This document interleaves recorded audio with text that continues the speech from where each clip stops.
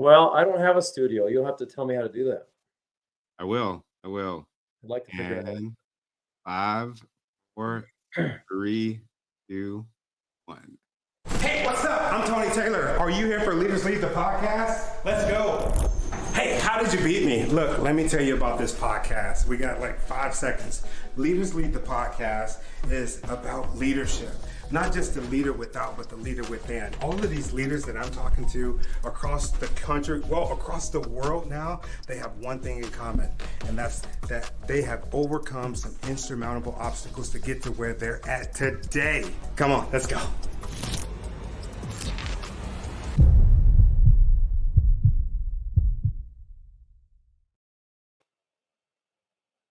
Welcome back to Leaders Lead the podcast. I'm super excited. It has been such a very long time. If you're listening to the show, I appreciate each and every one of you, all of our viewers, all of our listeners, all of our past guests. Oh my God, you all are all phenomenal. You've been saying, when's the show coming back? And we are back. Today, I am with Gary Laney. I've been looking at Gary for quite a long time. And as you all know, when I have a guest on the show, it's because they're doing something that I want to learn how to do. And what I want to learn how to do is I want to learn how to build a business. This man has been all over the place. He's put together some phenomenal business. He's done some incredible things in books. I want to learn about getting book deals, learn about putting your book together. I want to learn about building uh, major organizations from the ground up. And this man is going to teach us how to do it. Welcome to the show, Gary. Tony, hey, it's so great to be with you. We've been talking for a little while. It's great to finally get on your show. Thank you. Thank you. I was going to say thank you for making sure that we made this happen. That was one of the things I was really inspired about. You're like, hey, what's up, man? When are we gonna do the show? When are we gonna do the show? And I was like, man, that must be indicative to who you are as a person. You have a goal and you go at it. Have you always been so goal orientated, or is this kind of like something that happened to you later on in your professional and personal? Yeah, actually, I mean, it's been a part of my entire life because I grew up in a family that was entrepreneurs. My dad was an entrepreneur. My grandfather was an entrepreneur. My great grandfather was an entrepreneur.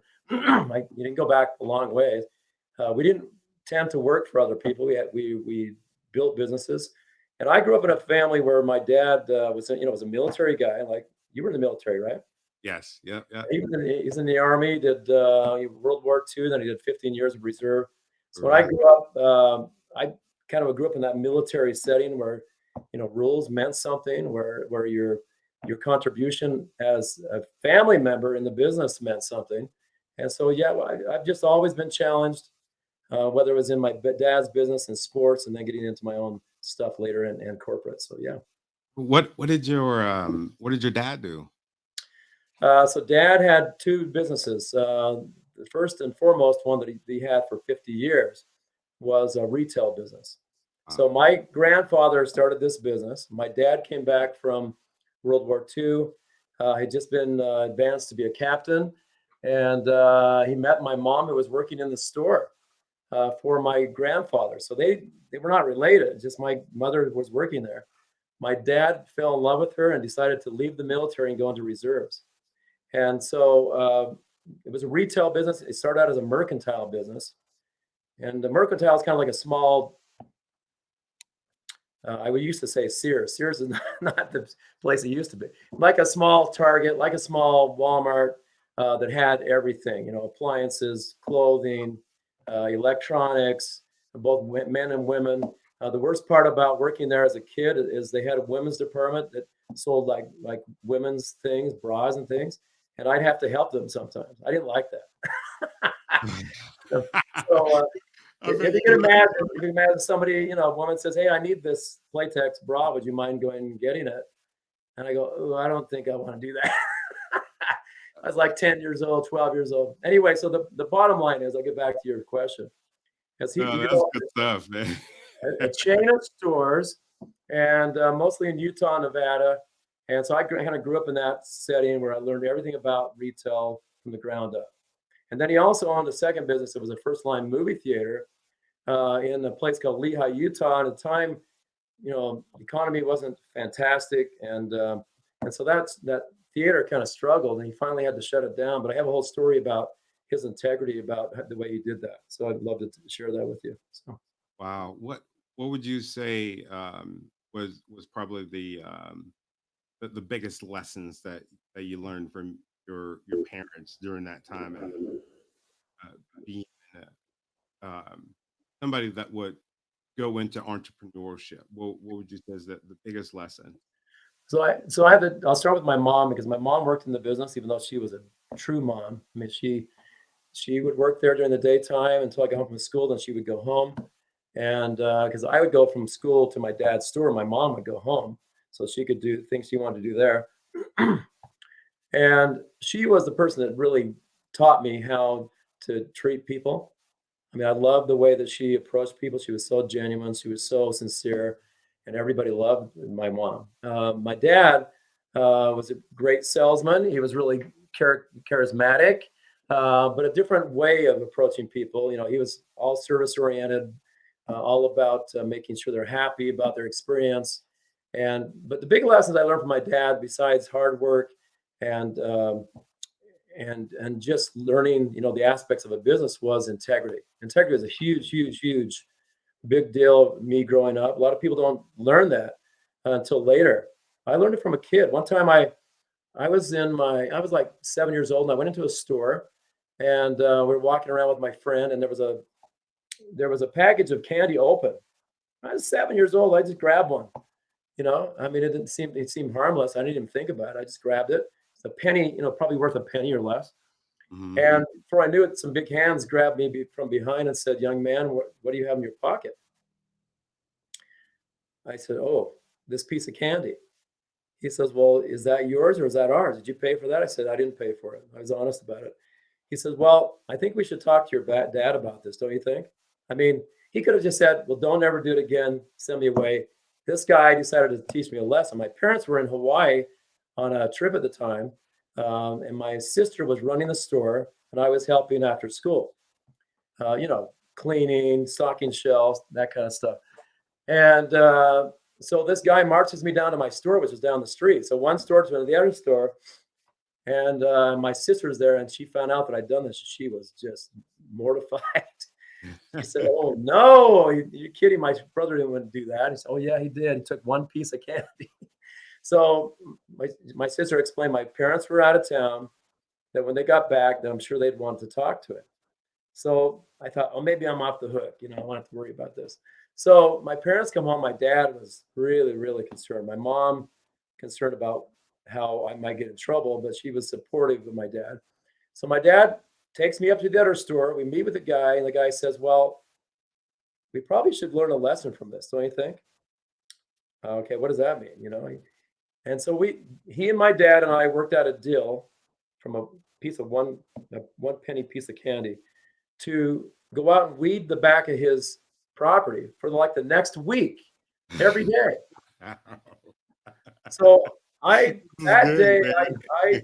I'm telling you, I learned I would never, ever do something that would cross the line. But later on, my dad, I think he probably had a concern that I might continue to do this kind of stuff. So one more little story. I was walking home because our home was like three blocks away. So every day I'd go to my dad's store. He'd give me a list of stuff to do. And darn my dad, if I had worked through it really fast, he would give me another list. And so I learned how to kind of take my time, get through the list, do a good job, and then hopefully it'd say, "Go home." And so I was going home one day after finishing my chores there. And by the side of the road, in this grass, in the park strip, as I was walking, there was a $5 bill. Cool. It's like my lucky day. So I pick up the $5 bill. I head right to the grocery store where they had candy. And I bought a bunch of candy, came home with $3 and change. And so that night, we didn't take showers back then. We took baths. Nobody had showers. If they did, it was unusual. So I was in the bathtub. My mom told me I had to have a bath. And then she came in to clean out my pockets and found this money. She didn't even say anything to me. She just kind of left it there. I guess she told my dad about it. So my dad comes home and wants to talk to me after. He says, Gary, Mom said she saw some money in your pockets. Where did you get the money? I said, I'm walking home. I found it on the side of the street. He says, and my dad in his mind is thinking, he's misplaced $5 and thinks that I took it. But he doesn't want to say that. He wants to give me a chance to come clean. Yeah. So I said, Dad, I did. I'll even take it to show you where I found it. So he gets in the car. This guy was really, focused on me being honest. So we go to the place. I show him where it was at, told him what I spent. And he says, well, in circumstances like this where you found the money, we should probably find the person that lost that money, don't you think? Wow. It's like Andy Griffith kind of thing, So yeah. That's so so funny you say that, because I just, in my head, it's almost it almost seems like that era. Yeah, go it was ahead. definitely that era. It's in the 1960s, right? So we go to the police station. He knows the chief of police. His name was Burl Peterson. I knew that because I grew up with the guy. And Burl and my dad had talked apparently beforehand. I didn't know that at the time. But my dad arranged for me to bring the money I had left over, give it to the chief of police, who said, Gary says, in this circumstance, what we do is we put the word out, I'm sure for $3 and change. And if somebody doesn't claim it, we give it back to you. And so I said, okay, that sounds good. And my dad, I'm sure, as we're leaving, behind the back, got my money because he thought it was his. I never heard from Burl again, by the way. But here's the circumstance, and I'll finish up. It's a quick story. We were in the chief of police, in the jail. It's like Danny Griffith. You saw the jail in the background. And a little tiny town called Lehigh back then had 6,000 people. Now it's like 100,000. But anyway, I was looking around, and the chief of police says, "Oh, it looks like he caught that jail cell, kind of caught your eye. Would you like to see it?" Sure. He opens up the door, and I walk in, and he closes it and locks it. And he said, "Why don't you sit in there for about 10 minutes and just see what you think?" I know they arranged this ahead of time. I know it. And so 10 minutes later, I'm walking out. I go with my dad. I never saw the money again. But I'm telling you, 2 or 3 experiences like that in my life ingrained it in me. And he was careful about it. He wasn't mean. He wasn't abusive. He was very careful and pensive about what he would want to do to help me learn a lesson before it became a problem. Yeah. And I don't know that I would ever had a problem, but he wanted to make darn sure that wouldn't become a problem. And so I really respect my dad for teaching me the importance of honesty, integrity, that kind of stuff. Wow. What an incredible story. And what I got from that as a student in this lesson or this episode of Leaders Lead is the integrity builds trust. And that's one of the bigger things that you got Right. from your father, was that, if people are going to take you serious, they need to be able to trust you. And what you need to have is integrity. And I feel like I feel like that is what's missing a lot in a lot of these businesses. It's the first thing that my partner and I, when there's a new thing or new doodad, how can we really trust that with our hard-earned money? And it sounds like you got that built in you earlier, so now businesses trust you, right? Am I picking this? Am I No. this right? You're spot on. In fact, later on, I worked in corporate for 25 years. And I had 2 experiences. I won't share because it's a little personal, but where they wanted me to do unethical things. Please share. Yeah. I won't share the name of the companies, what I'm saying. I'll tell you the experience. Okay, perfect. But so one of the experiences was that the company had a practice if they were running short. They're a public company, public. they're running short on revenues, they would ask their resellers to give them orders. Like send in your purchase orders and we'll, then later on you can backfill that, you can find a customer for it. Highly unethical in my view. And they came to me and said, I need you to do this because we want to make sure we hit our numbers so our stock doesn't get affected. And I said, I'm not doing that. I said, I've never missed my numbers, by the way. I said, have you ever seen me miss my numbers? I work my tail off. No, I said, well, then you can I'll guarantee I'll get my numbers. Don't worry about it. They were really concerned that I wouldn't come through, even though I'd been very consistent. And that cost me a VP of sales job in that public company. I was the top regional VP in the company. We were performing better than anybody else, more consistently, and I know that cost me my job. But I didn't. And then there's another experience I can tell you about. But I'm just telling you that's from my dad. It's from the foundation. What he taught me, that you do not cross the line, because when you do, then it's much easier to do it the second time, the third time, the fourth time. So I'm going to close my email so I don't hear those darn. No worries. That's perfect. We can edit this part out. Really quick. I like that camera angle because you're in the frame. Are you able to bring the camera down so that if you lean back, we can still be able to get you? So sure. That you're taking up more. Yeah. Perfect. Okay. That's perfect. Yeah. All right. And when I look at my camera, I don't see you. I wish I would see you, but so I kind of keep looking at the camera. So I'm looking. Oh, no, we're good. We're good. Where were we? We're talking about integrity and the stories that I learned in life. And so I just explained that the company I worked for tried to get me to do something ethical. I lost my advance. I lost my promotion because of it. Yeah, and I'm glad that you, it's kind of like a perfect segue, because earlier you mentioned that you didn't really like working for people, right? As far because you're an entrepreneur. Those moments like that, and I'm asking this because this is kind of like what happened to me.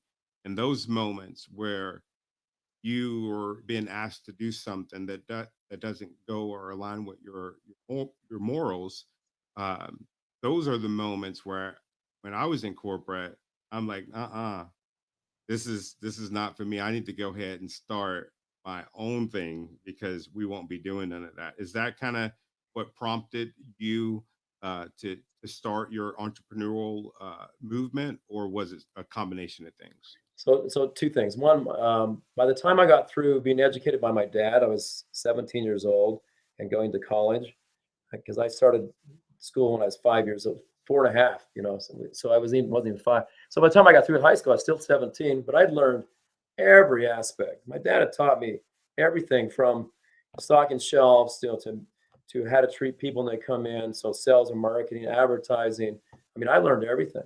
And then ultimately, when he decided to retire, I bought his last business. He'd sold off everything, and he had one last store, the one that I grew up in, and I bought it from him. And so that was my first experience in real entrepreneurship, where I actually owned the store, but he was mentoring me. But then I went on from there, got my MBA, and when I came out of the MBA program, I decided to get into corporate. Did corporate for actually I did publishing before MBA, and then went back to the same company, then did high tech software sales and marketing for 17, 18 years. So total of about 25. I really had a good experience with that. I excelled. I did well, as I mentioned to you. And that company I left and then became VP of sales of three other companies. And so it didn't really halt my progress. It did at the time. But, I was ambitious and I was a performer. And so your performance will guide you, I think. So, so after about 18 years, though, my children were getting older and I was gone. When you're a VP of sales for a company, especially a public company, you're always gone. You're at the beck and call of your sales force, because numbers matter. And your numbers on a quarterly basis have to come through. Otherwise, your stock will suffer. So somebody calls up and says, what's that? A lot of times in airplanes, huh? Oh, I was on mostly airplanes. You're right. And rental cars and hotels. It wasn't the luxury, glorious thing that you think it is, because you get tired of it. You go to a hotel, you go to an office space, you don't get to do anything but that. And sometimes at night you have dinners and stuff. But so at the point, and it was about 2003, 2 years past 9/11, which is another story I'd love to tell you about. But I tell lots of stories, so man. So we might get off track. You have to keep me on track. No, man. Like, hey, this is like I said, man, this is a conversation, man. I'm loving Right on. this. I know our listeners are loving this as well, man. That's how we learn is from the stories, man. And this is why you're here. You're mentoring me, brother. This is good stuff. Thanks, man. Thanks. So back to the entrepreneurship thing. So I decided in 2003 I was going to leave corporate because I wanted to be at those baseball games, those wrestling matches, those tennis, matches with my children and their activities in our church and just whatever. I want to be home at night and have dinner with my kids during the week. My weekends, I always reserved, except sometimes I had to leave on a Sunday to go for meetings on Monday. So I felt good that I had done my best, but here I was. Okay, you know what? It's time for me to enter my entrepreneurial roots that I grew up with, like my grandfather, great grandfather, my father. And so, how do I do that? I was in the middle of building. I was an executive in a public company. I was doing well, but I was building a multi-million-dollar house near San Francisco in 2003, and it was finished in 2004. So you're And doing pretty good financially then, huh? I was doing well. I had good cash flow. I was working on the retirement. Had really good cash flow. And this house, I had a loan, had a construction loan, of 7-figure loan, and then I had a credit line. And so I was feeling good about things until I decided to leave, and I left my corporate job to become a partner with a guy so that we could run a training company. And I won't get any more personal than that about it because I don't want to divulge names and stuff. Yeah. But I was excited because it seemed like I had some security because it was an existing business. I'd be a partner. There was opportunities, to take over the business in the future. Unfortunately, I had never been in a partnership before, except for my dad, who I never had to worry about. This partnership wasn't leveled on both sides. And so in getting into it, I didn't realize that. And later on in my book that I wrote called The Power of Strategic Influence, I have a whole chapter that talks about the 6 building blocks of a trusted partnership. And it was because of this experience where this person had ideas of where the business should go. It was his business. He started it, but he wanted me to be the president. He wanted me to be his partner and to take it over. But he wanted me to basically clone himself. He wanted me to be him, mini me of him. And that's just not me. I'd run business for 25 years, a couple of thousand salespeople, and I was very regimented, but I was myself. My personality meant something to me, and I couldn't go in and just clone somebody else. That's just not me. I can't do that. So after a year of struggling through that, it wasn't going the right direction. Another 6 months, it was going downhill, and we finally decided we're going to part ways after a few months. So almost 2 years, I decided, okay, I'm getting out. What do I do? So here's the big question. Here's the self-assessment opportunity. What happens? Do I call a recruiter and get back into high tech? That was the easy way. I could just go back in, even though I've been out for 2 years. I have performance background, track record. There's no reason I couldn't do that. But I made a decision, Tony, to get out. But how do I legitimately do this without putting my family at risk, my real estate project at risk? I had retirement that was building, but I couldn't access it. I was too young. I'd have big penalties if I did it, and I didn't want to touch it. So I relied on the things that I had been built with. That is, the relationships I had, the network I had built, the competencies that I had garnered over the years. I had a lot of competencies. I came out at 17 years old. I could run a business, and not too many 17-year-olds would have the first clue about accounting and marketing and advertising and sales and all that stuff. I knew how to do it. And so I had the self-assessment, and I talked to my wife because I needed to make sure she was okay with it. I said, I've been through this. I know what I'm doing. I've been building companies for other people. I'm sure I can do this. The only big question was, could I do it fast enough so I could get the cash flow so it wouldn't put my house and my family and their activities at risk? So I decided, okay, I'm going to do this, but I have to find an existing business that has cash flow, and I only have 3 months to do it because that was the transition between me and the old business. So I did. I sat back and I had a credit line. I said, I've got money I could buy some small businesses or one, and then I've got enough money to pay bills, and I had a construction loan that could keep my house going. So I went on a venture trip. I took advice from people I knew who knew people that had businesses for sale or brokers. I traveled across the US for 3 months. I evaluated over 200 businesses. I was a little bit crazy about it. I narrowed it down to 10 businesses, and I bought 7 small related businesses. My wife thought I was crazy. And I Wait, kind so of was. you let me backtrack. So you were doing consulting. Is that what you're doing? So I was doing training and consulting before. Now I was leaving to go into whatever. Had to find another business. Didn't know Yeah. what I was going to do, and I didn't know. And so I bought 7 related businesses. One was actually not related. One was a software company because I just come from 18 years of success in software, and I had a minor partner, and I put together a kind of the ideal team, but we couldn't get funding because it was kind of that dot bomb era, and it was a time where funding was hard to get.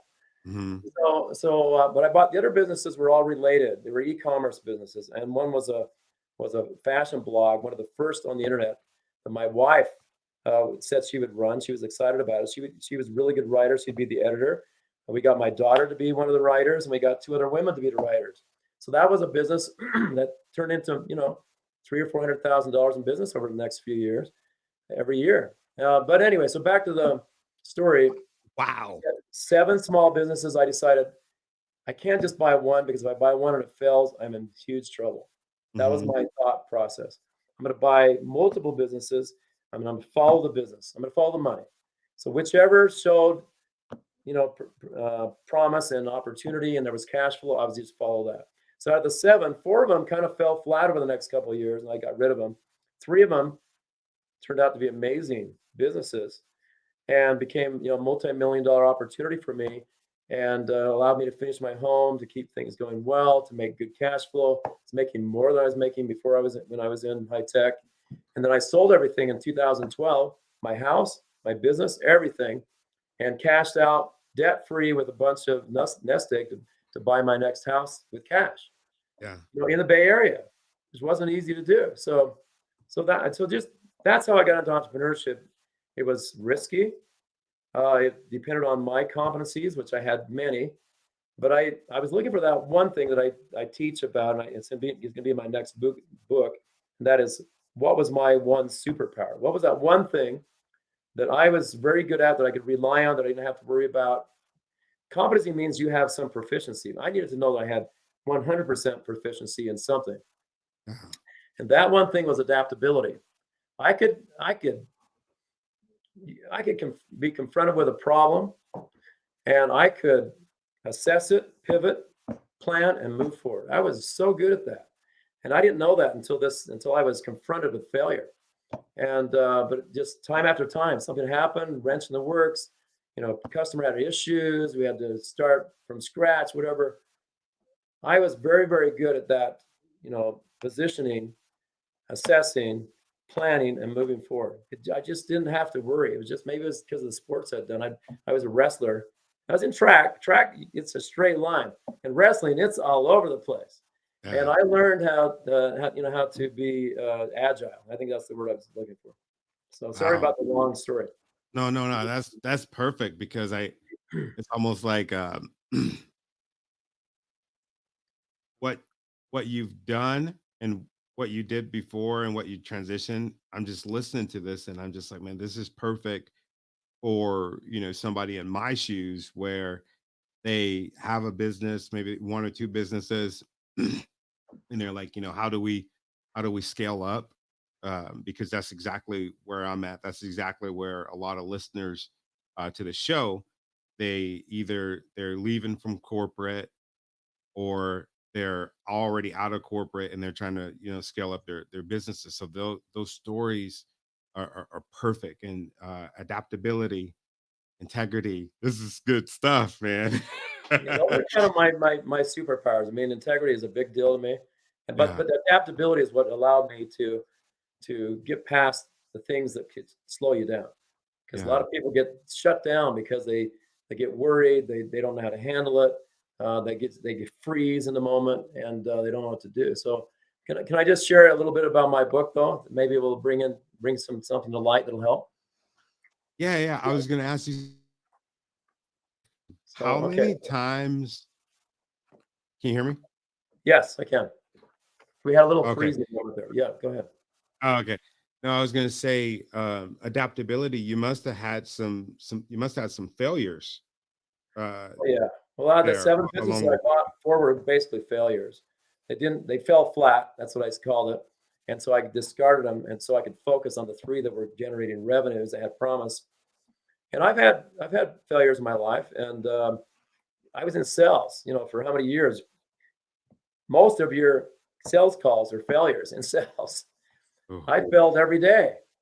But I had to pick myself back up and think, don't take it personally.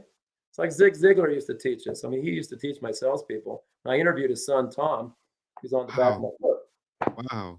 who runs the organization now. And you do not take personally the things that happen in your life. Something happens, it's not your problem, it's their problem. So move on.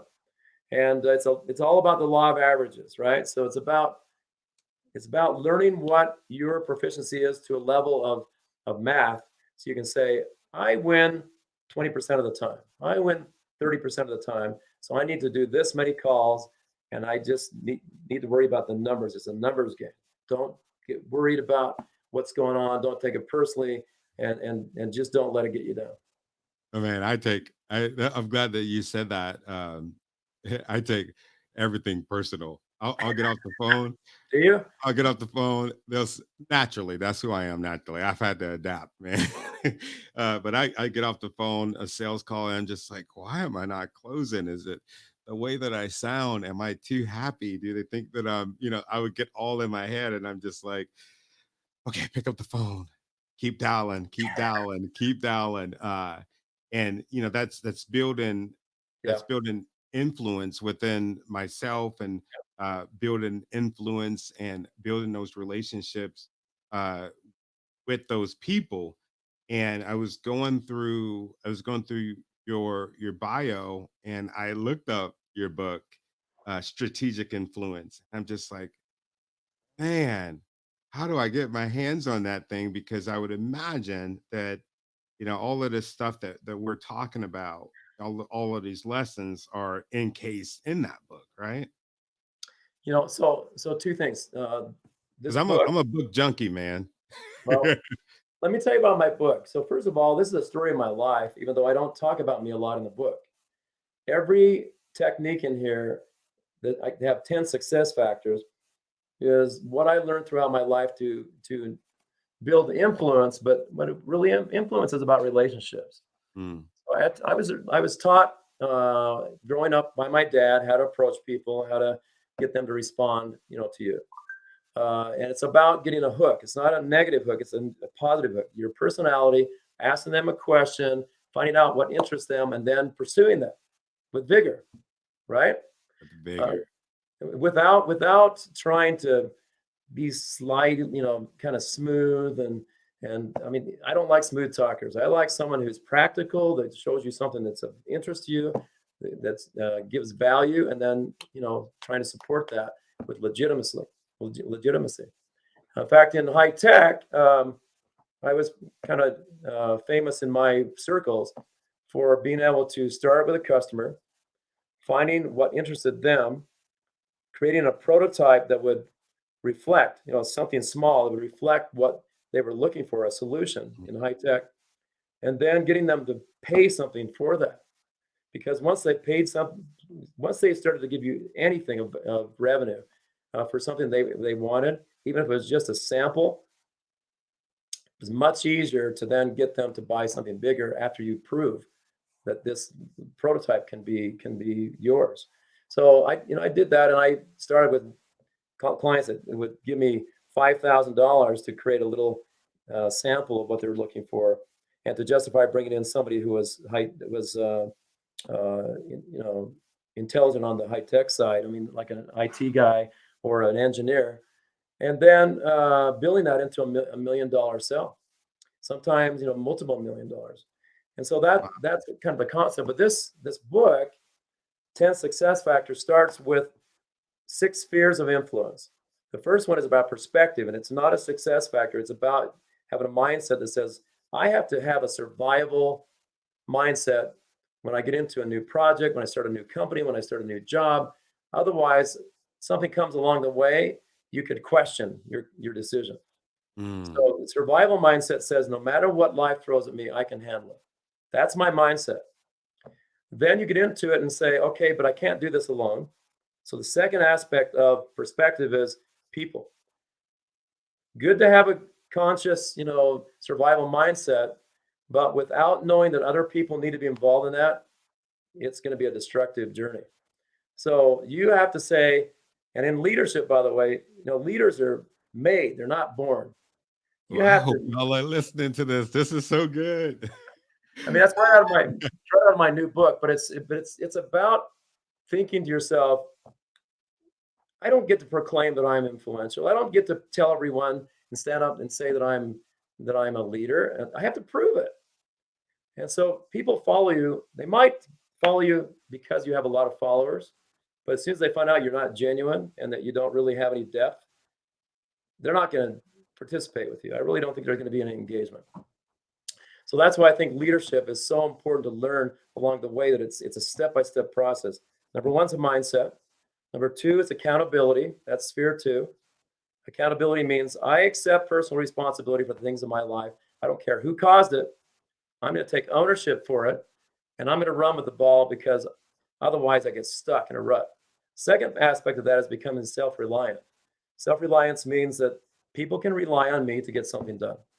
I have personal, confidence that I can get something done if somebody asks me to do it. That's accountability. The third, I'll give it to you really quickly, but the third sphere of influence is relationships. Once people can rely on me and I have some kind of a reputable, background, then they want to engage with me.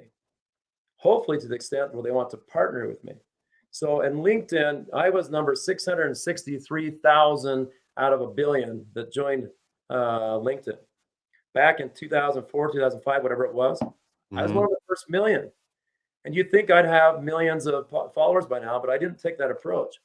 In the beginning, I decided I have to know the person before I connect with them.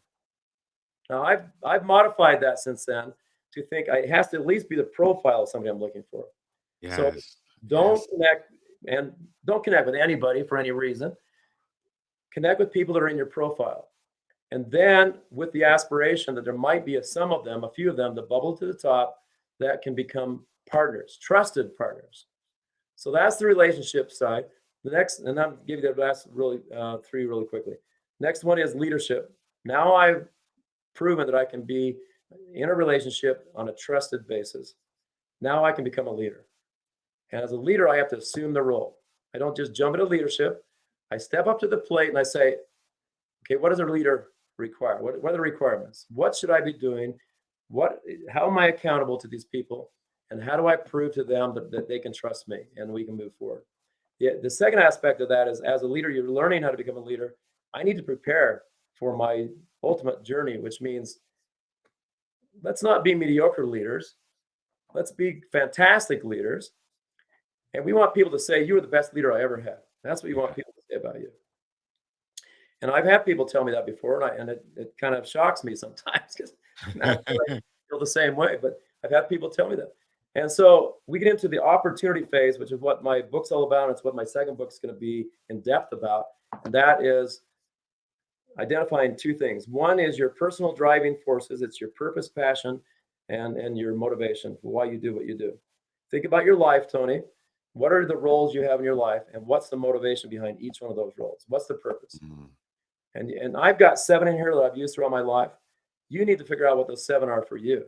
I like 7 because maybe you'll use 1 a day or whatever role you have. But the second aspect of this opportunity sphere is what I call competency.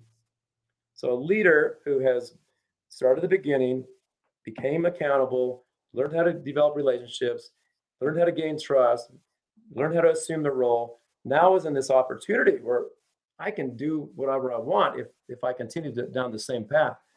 And I need to learn how to become competent so that people feel like I actually add value to them and to the business. And then hopefully, in my next book is about finding that one thing. What's that one thing that you can do super well? Let's call it a superpower. Let's call it high proficiency, world-class expertise. Okay. So that people look at you and say, wow, that's the GOAT. Tony's the GOAT of that thing, of that one thing, whatever it is. At least in your community. It doesn't have to be the whole world, but you're the GOAT of Yeah. something in your community, your circle of influence here locally, but it could go regional, it could go national, it could go worldwide. Some people are able to do that. So that's what the book's about. And the last part is about giving back. It's about learning that early in your life, even if you're not wealthy, you need to learn how to help other people. And the best way to help someone is help them solve their problems.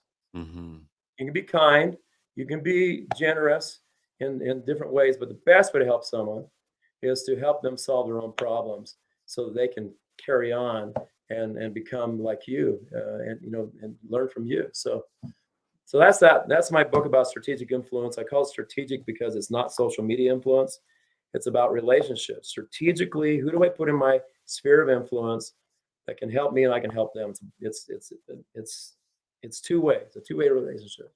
So Wow. sorry for the long dissertation. No, man. That's important. That's important. I've noticed as when I first started an entrepreneur, as far as being you there? Oh, we got a glitch. What I noticed was because I was an entrepreneur, a new entrepreneur, I wanted to do everything myself, right? I want to do everything myself, and it was almost like I was going against the man, and I needed to just fly alone. But I would like kind of shy away from certain relationships, and I'll never forget when one of my good mentors, somebody was like, "Oh, let me connect you with this one person," and I'm like, like what do they do? They're like, oh, he's a motivational speaker. This is when I was going full time as a motivational speaker, and I'm just like, Wow. why would I? Why would I want to talk to another freaking speaker? There is nothing that freaking we're competition. But that was the When wrong mindset. when were you a motivational speaker? What years? Man, I would say the last 6 years, all the way up until COVID. But uh, I was doing it as I was still working in corporate, man. So yeah, That's 6 to 10 awesome. years. But I met this one guy, man, and he totally changed my life. It had nothing to do with it was just the love. It had nothing to do with competition or anything like that. It was him basically passing the torch to me, and it helped me out quite a bit to what I do right now. So that's why, as you're explaining in the book, strategic influence, man, I was smiling so much because that's exactly what it takes. I look in some of my LinkedIn messages, Gary, and let me tell you, for years, I've been on LinkedIn, just like you, for a long time, but I wasted a lot of times not being strategic, in who was influencing me and who I was influenced, and I was just kind of all over the place. So that's why I'm excited for our viewers or listeners to put their hands on this book. I definitely want a copy. Where would we go to get a copy of this book, Strategic Influence? Well, so Amazon's the most logical place. You can also go to my website, GaryCLaney.com. You can also go to the title of the book, thepowerstrategicinfluence.com. But Amazon's the quickest way to do it. The ebook is really cheap on Amazon right now. They're supporting me in some kind of a promotion, so it's like $2.99. But it has all the graphics in it. The paperwork I like because you get to hold it and make notes and things. Hmm. Yeah, so I have to ask you a question. So the motivational thing, you and I are so much alike. In 1993, I think it was. No, excuse 1989. Excuse me. Hmm. I became a motivational speaker. I was about late 20s, early 30s. I'm trying to remember how old I was back then. I could figure it out. But I left my corporate job, in between getting my MBA and also going into high-tech software, and be That's how I left. Yeah. and decided to become a motivational speaker. I had a friend who worked for this company, and he was a speaker. They had like 30 speakers, and I did an audition. They liked me. They brought me in. Here was my problem, and I relate to it so much about you. I felt like I didn't want anybody to do anything for me because I wanted to have a story that I did it all myself. Yeah. Yeah. I wanted that story. I'm self-made. I didn't need any help. I made it to the top, and so can you. That was my speech. And I learned that that was a terrible strategy, Hmm. because, and that's why I talk about self-reliance in my book. But the second half of the message is you don't ever, ever really become self-reliant, ever. You have to depend on other people to maximize your potential. And I didn't realize that at the time. And so I did well. I spoke for 4 years. I was traveling 45 weeks out of the year. I was in 3 cities a week. And I was gone from my family way, way, way too much. And so I was never gone. I was never home on the weekends because they had these seminars on Fridays, Saturdays, and Sundays. And I'm glad I got the experience, but I regret that I was gone from my family for almost 4 years during all that time. I was home Monday through Wednesdays every week. It was kind of a weird time to be home. But I was like you. I just felt like I had to have the story where I did everything myself, and it was the wrong strategy. Yeah. Yeah. Because it's not true, and I It's look not. back now and I'm just like, my wife, she played a huge, huge role as far as, us in our business. Uh, but everybody outside of that, it was just tunnel vision because I thought as far as being an entrepreneur, I had to go at it alone, which is weird because I picked up this skill of being able to connect with people in corporate, but I thought that I didn't need it once I went and did it alone because I was thinking, oh man, I don't need to go to no freaking networking. Well, I figured out that I didn't like networking because a lot of it is kind of aimless. It's like it's like go where you just go to where you're herded into some vacuum of a place. You go, you have drinks, and that's networking. Where That's I not learned, networking. Yeah. yeah, that's not networking. Where I learned that there's folks like you that I've had on the show. We've gone to make well over six figures together. To me, this is networking, right? Now listen, so I co-founded a company called Trustegrity. I built into a Hmm. national professional networking organization. And I sold it during COVID. Kind of wish I hadn't now. But it's gone on to be triple, three, four times as big as it was. The whole idea about that was creating meaningful relationships. And in my book, I talk about how do you identify and gain the attention of the Hmm. right kind of influential people, who can help you succeed. That's what networking is really about, is navigating through the right group of people to find those few individuals that can help you and you can help them in a way that's really powerful. So So not just like a shotgun blast. Let's just go network with. yeah, you don't show up with a card, a stack of cards, you hand them all out and nothing comes from it. Nothing. Yeah. It's only when you have a concerted plan. The people I admire that go to those events do their research. They find out who's going to be there. They look up their profiles and they decide who they want to find. And then they seek them out. And then they find that's how you really do it. People that just sit around and shake hands and give out business cards, it's a waste of time. My company didn't do that. We had meetings, we had discussions, we had meaningful kind of activities. So I agree with you. Yeah, that is strategic influence right there. It is, Oh man. man. So I got one last question. Okay. Uh, wait, do you one last question, and then you can say whatever you want to say. But who do you think that we should have on the show? Well, I guess is a compounding question, and what should we ask them? I'm talking about one of maybe somebody that you work with that's the most interesting, somebody that's just really cool doing some amazing stuff that our audience would really really really stand to benefit from hearing from. Well, I have a ton of friends who are entrepreneurs. In fact, the networking company I used to own, more than 50% of it were solopreneurs or people that owned their own business. So I would call them outsourcing, businesses that did work for other people. But I mean, I've got a ton of people I can recommend to you. Do you know Brian Esposito? Is that name familiar to you? No, I don't. So Brian was a client of mine almost 20 years ago, and I featured him in my book. So he's one of the 12 that I interviewed on the back. Can't find it there. And but he's fabulous entrepreneur. His whole premise is helping other people solve their problems. That's how he gets business. People want him because he's very resourceful. And he not only in how to help you with what you need, but who to connect with. So I'd be happy to introduce you to Brian or other people I know. So sure. What question would you ask them? Something that maybe you are dying to know, or you think the audience would like to benefit from? What question I would ask Brian? Yeah. I mean, I've already interviewed him, so I've asked him lots of questions. I'm cheating here a little bit because I've asked him a lot of things, but he has a remarkable mindset. I want to know what is the mindset he lives by daily that compels him forward, because he's involved in dozens of businesses.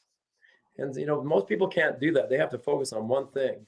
Brian is very flexible. That adaptation thing I was talking about before, he's very, very good at that, but he's very good at other things too. So I would ask him that question, what makes you so adaptable? What makes you so able to be resourceful to so many different people, and keep it all straight, keep your head on straight, because people could drown in what he does. It's not an easy thing he does. Awesome, man. This has been so good. I'm sure our listeners and our viewers are going to have some follow-up questions. Where can they connect with you? Well, so LinkedIn. I mean, look up Gary C. Laney. I always use my middle initial C. I never tell people what that C stands for, but that's my name. I like the C. I just don't like to tell you what it is. So Gary C. Laney on LinkedIn. Also GaryCLaney.com. So that's my speaking, consulting, whatever site, and the testimonial site. And then I've got my book, The Power of Strategic Influence.com, and it's got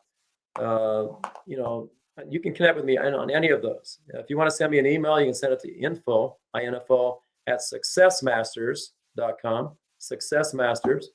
And then I've got a newsletter on LinkedIn. It's called Influential Leadership. Got like 2,600 people to follow me on that, and I'd love you to join that. And I also have a new book coming out that's about this competency part, this success factor 8. How do you identify and leverage, your competencies? I take a deep dive into that. And I share a system, a program, shows you how to do self-mastery. If you want to become a master of not just your emotions, but of your competencies as a leader, I'll show you how to do that. I've been teaching that for 35, 40 years to sales and business development people. And it'd be a fun book. I'm excited to have that get released this fall. So awesome. Thank you for your mentorship, Gary. Thanks, Tony. And man, I'm looking forward to building with you. And if we don't have any last words or anything else, I think we're done. That was great. If you enjoyed this podcast, well, I'm sure you enjoyed it. If you're still here with us, what I want you to do is head over to your favorite podcast and streaming network and give us a download, subscribe to the channel, and also let us know what you think about the show.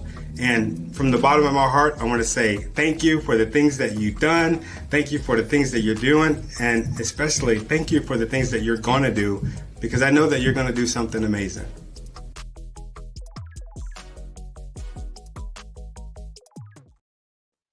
Well, that was awesome, my friend.